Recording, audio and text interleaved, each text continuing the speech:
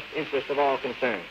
As governor, I am the highest constitutional officer of the state of Alabama. I embody the sovereignty of this state, and I will be present to bar the entrance of any Negro who attempts to enroll at the University of Alabama. At the height of the civil rights movement, President Kennedy sent federal marshals to confront Governor Wallace's steel-helmeted troopers and to forcibly integrate the University of Alabama. And it was here that Wallace stopped them and made his famous stand in the schoolhouse door. The all-political ham has never missed an opportunity.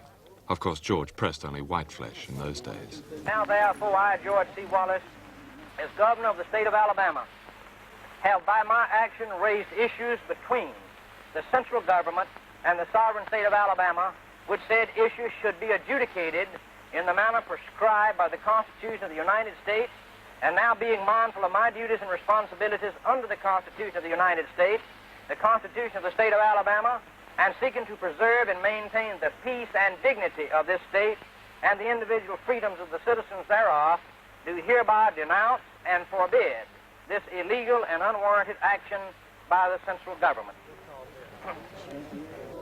I ask you once again to reconsider the consequences of your statement, and I'll ask you once again, will you give me the assurance that you will step aside and peacefully do your duty?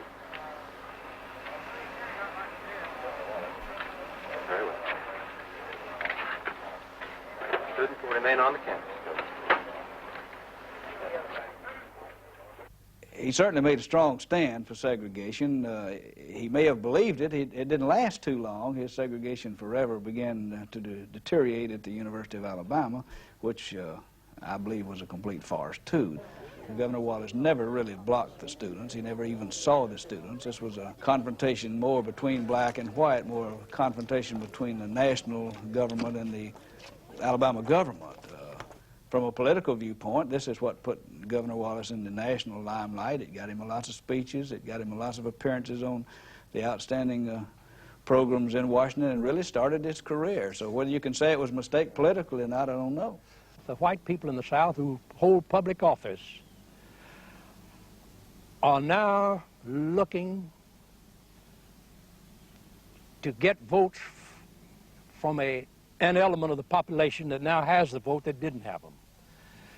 I can point to you within 50 miles of where I'm sitting within the last 3 days. A black sheriff said something more or less complimentary to Governor Wallace. In my opinion, that would be a smart thing for him to do, thinking that maybe he could pick up a few white votes by saying that. I think a politician is interested in a vote wherever he can find one. And if a mule voted, they'd ride that mule down Dexter Avenue in order to get the vote, in my opinion. George Wallace